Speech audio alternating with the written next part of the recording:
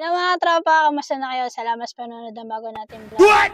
So yung vlog natin mga tropa, continuation to nung tinuro ko na import range. So ito na yung query function mga tropa. So, sabi ko doon sa last video natin, panoorin nyo to kasi babalikan ko dito yung combination ng query function and import range. So una ko munang ituturo is yung i-explain ko muna kung ano ba yung query function.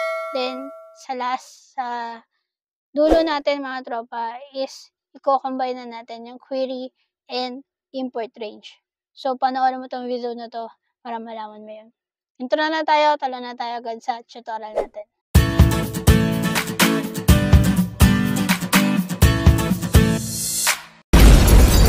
So, mga tropa, sa query function is ang kailangan nyong malaman is yung syntax mga tropa. So, kailangan nyong matutunan muna yung syntax. Then, mga tropa, pag nalaman nyo na yung syntax, kailangan nyo kasing sundin yung mga clauses doon sa syntax na yun mga tropa. Kailangan sunod yung clauses na yun mga tropa. So, ano ba yung clauses mga tropa? Nag-google tayo. Then, ito na siya. So, pinis ko na lang dito mga tropa. So, ito yung clauses mga tropa ng query function. So, pwede din yun nang i-google mga tropa na marami kayong makikita. So, ito, in-screenshot ko lang to doon sa isa ko nakita na explanation. So, ito yung mga pagkakasunod-sunod ng clauses mga tropa doon sa syntax ng query function. Okay, yung select, where, group by, pivot, ordered by, limit, offset, label, format, then options. So, yung explanation dito mga tropa, yan, basahin nyo na lang siya. Then, i-explain ko na lang mga tropa sa paano gawin siya dito sa Google Sheet. Okay? So, basta tatandaan nyo lang, kailangan alam nyo yung pagkakasunod-sunod yan. Okay? I-memorize natin yan. So, gawa tayo ngayon mga tropa ng basic lang muna ng query function. So, nandito yung data natin, okay? So, ito yung data natin. Dito, naglagay na lang din ako dito ng clauses para ma-memorize lang natin mamaya. Or para may guide lang tayo, okay? So, dito mga tropa, gawa tayo dito ng equals query. Then, yan mga tropa. So, ito yung syntax, data, query, then headers. Okay? So, yung data natin, sabi ko nasa sheet 2, diba? So, i-highlight lang natin to. Yan. So, ako, ginagawa ko is yung buong ano na siya. Yan. Buong data na siya. Para hindi na ako mahirapan mga tropa. So, yan. Yan yung data natin. Comma. Then, yung query natin. So, yung query natin mga tropa is yung ito, mga clauses natin mga tropa. Okay? So, pagka dito sa query, laging nakapasok siya sa quotation. So, quotation, then, select. Okay? So, ang gawin lang natin mga tropa is asterisk. Ibig sabihin nito mga tropa, select asterisk. Ibig sabihin, select all yung data natin. Then, close na natin yan. Then, yung header natin is 1. So, pag binaba natin yan mga tropa, yan. Pagka sinabi mong negative 1, yung value niya is guess lang siya mga tropa. So, kailangan natin ito, specify natin na 1, positive 1. Kasi, isa lang naman talaga yung row headers natin. Yan, isa lang yan. Then, close na natin, then enter. So, yan siya mga tropa. Ito na yung buong data natin na nandito sa sheet 2. Kasi, ang simple formula natin is select all. Okay? Select asterisk. Ibig sabihin, select all yun mga tropa. So, pag gagamit kayo ng query mga tropa, yan.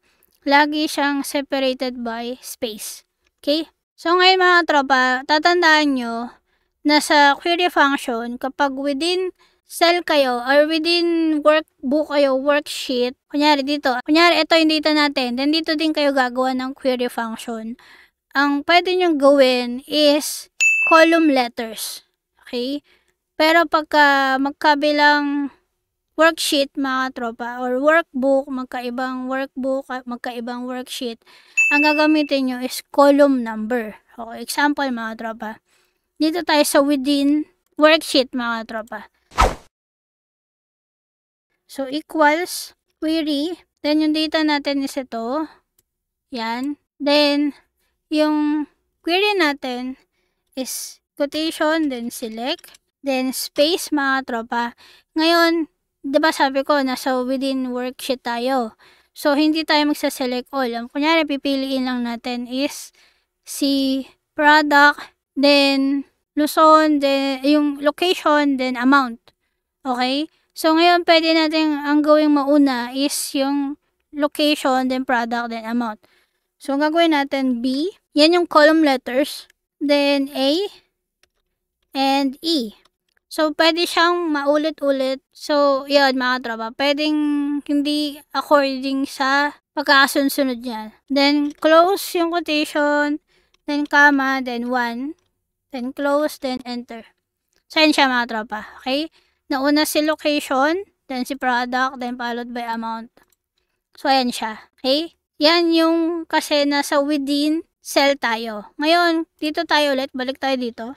Ang gawin natin, dahil hindi tayo nasa within cell to, within sheet, so nasa kabila tayo, dito natin, gawin natin dito, query. Then, yung data natin is nasa kabila, diba? Ito siya. Yan. Then, comma. Yung query natin is quotation, select. Tapos ngayon mga tropa, column, kunyari ay column 2, then column 1, then column 5. Quotation, comma, 1, close, and enter. So, yan siya mga tropa. Okay? Same lang siya. Pero dahil nasa kabila siya, column yung ginawa natin. Okay? So, ganyan mga tropa. Natandaan nyo na pag within worksheet, nasa loob ko ng worksheet na kung saan yung data nyo, column letters. Pero pagka nasa kabila kayo, nasa iba kayong worksheet, workbook, is column number ang gagamitin nyo, okay? So, ngayon burahin muna natin ito mga tropa. Yung susunod kong ibibigay na example mga tropa is, kunyari, magsasum tayo ng quantity at ng amount per product. Okay? So, paano gawin nyo mga tropa? So, ganito. So, equals query. Then, yung data natin is ito pa din. Then, yung query natin is quotation, select, space. Tapos, ano ba yung, natin, yung product, diba kanina? Kukunin natin yung sum ng quantity and ng amount ng per product. So, letter A. Then, ano ba yung isa-sum natin? Then, comma, space, sum ng D, comma, space, sum ng E, then, quotation, close, then, enter. Okay mga tropa, so nakita nyo dito mga tropa, no? Nag-e-error siya. Bakit siya nag-e-error? Kasi, kailangan natin pasukan ng ibang clauses. Okay? Ano yung clause na dadagdag natin? Dapat, i-group by natin siya. Kasi, kailangan natin mag-sum ng quantity and amount. So, ng product. So, kailangan niyang i-group yon according sa isa-sum niya. So, nasaan pang ilan ba yung group by? So, yung group by ay after select and where. So, dito tayo. Okay? Then, space lang natin mga katropa. Then, group by, yung natin by A. Yan. Then, may quotation na tayo dito. So, enter na lang natin to. So, ayan siya mga tropa. So, nakita nyo mga tropa, ayan siya. Nag-group niya na according to product. And may sum na siya ng amount and quantity. So, ngayon kung mapapansin nyo dito mga tropa, bakit may space? Okay? So, yung space mga tropa, para mawala yung mga space na yan, dyan natin ipapasok si where. Ito, yung pangalawa, after select. So, ngayon, after select si where, then pagitan siya ni group by. So, select, ito yung select, then si group by, diba dito? So, after nyo ng close parenthesis, mag-space tayo. So, tatandaan nyo lang lagi, mga tropa. Basta every after clauses, space lang yung gagamitin nyo, hindi kayo magkakama. Okay? So, where A, yung A, ibig sabihin nitong column A, is not null. Ibig sabihin yan, kung yung letter A is hindi blank, i-group niya yon mga tropa. Okay? So, yan siya. Then, enter na lang natin yan. Ayan siya. Nawala na yung space. Okay? So, yung natatopic na natin is select, where, and group by. Okay? So, ngayon mga tropa, kunyari, ang gusto nyo na lang i-sum mga tropa or i-add is yung amount, hindi na yung quantity. Pwede kayo mag-delete dyan mga tropa. So, i-delete lang natin yan. Yan, mag-group pa rin yan. Yan lang siya. Okay? Depende sa kung anong need mo or need ng data mo. Yun yung pwede nyo gawin sa query. Okay? Kunyari mga tropa, ang kailangan nyo is naka-group siya according sa product, pero nandito siya, mayroon siyang mga columns dito na according sa location. So, paano natin gagawin yun? Kailangan natin magdagdag ng pivot. Okay? So, pang ilan si pivot mga tropa? Mga tropa. So, after group by. So, double click natin yung data natin. Then, yung group by is dito. Space. Yan. Then, pivot. Then, mga katropa, space. Ano yung ipipivot niya? Yung location. So, B. Then, enter natin. So, yan siya mga tropa. Okay? Nakasum siya according sa amount. Tapos, nakagroup siya according sa product. Then, naka-pivot siya ng per column. Okay? Para na siyang pivot table, di ba? So, ganyan siya mga tropa. So, ganyan yung magiging itsura ng data mo. So, ngayon mga tropa, yung next kong ituturo is, kunyari ang gusto lang natin mga tropa is specific product. Okay? Paano natin gagawin yun na may specific product lang siya? So, buray natin itong data natin. Then, equals query. Then, yung data natin is ito pa din. Then quotation, select, space. Select natin yung location. Yan. Letter B. Comma. Then, isasum natin yung amount. E. Tapos, space. Where A, yung product natin, is equal to, kunyari ang kailangan natin ay mug. Ito, yung mug. So, pagka words yung ita-type nyo mga tropa, single quotation lang. Hindi double. Then, mug. Close ng single quotation. Then, tapos, kailangan nating i-group by. Group by B, kasi yung B yung select natin. Yan. Then, close natin yung quotation, double quotation, then close, then enter. Yan siya mga tropa. Na lahat lang ng mug yan mga tropa. Mug, ito yung mug.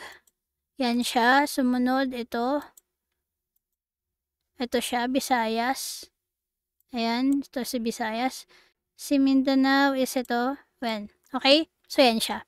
Ganyan gamitin yung kung baga mayroon kayong specific lang na hinahanap. Okay?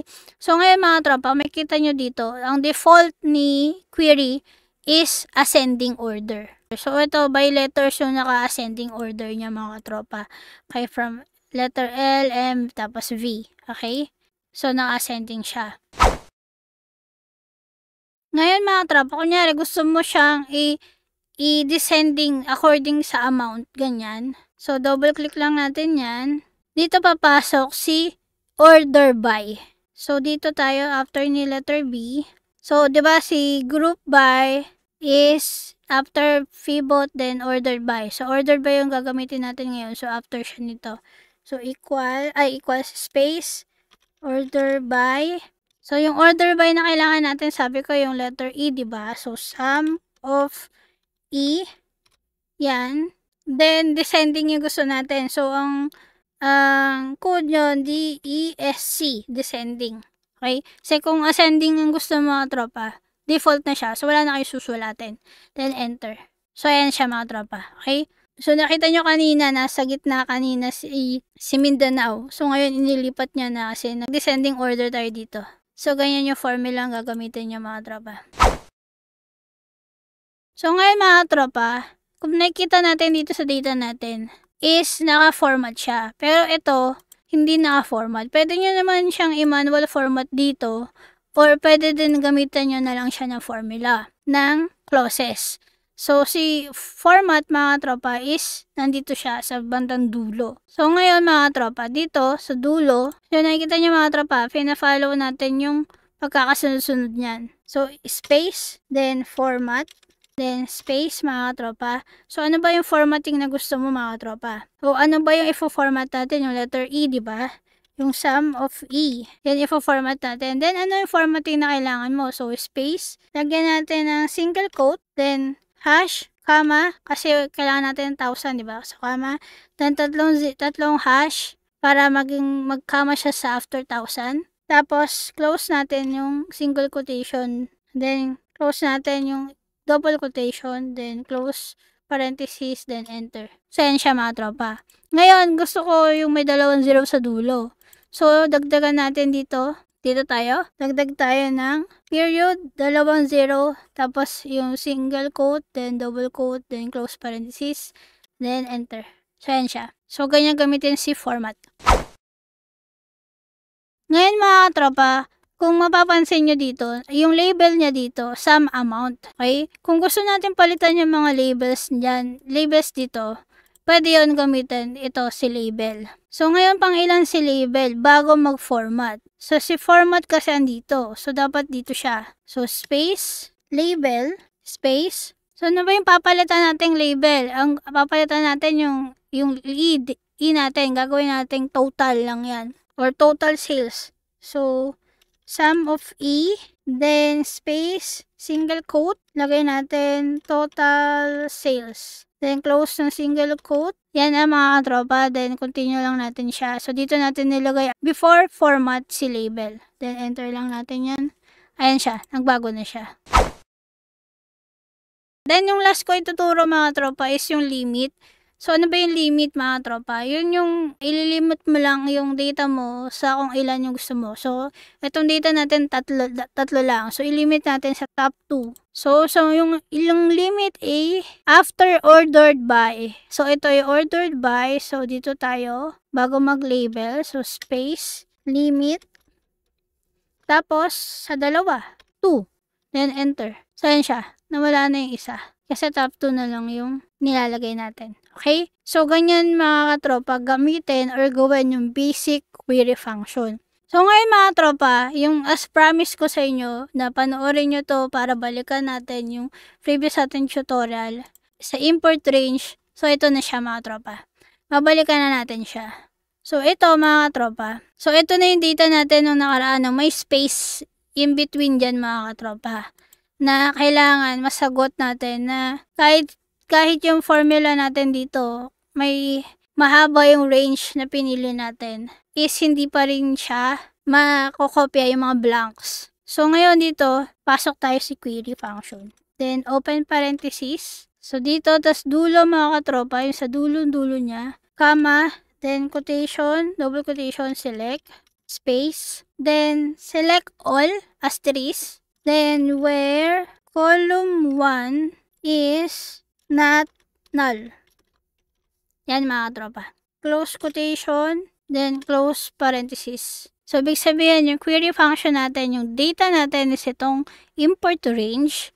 Then, yung query natin is select. Okay? Ibig sabihin, select.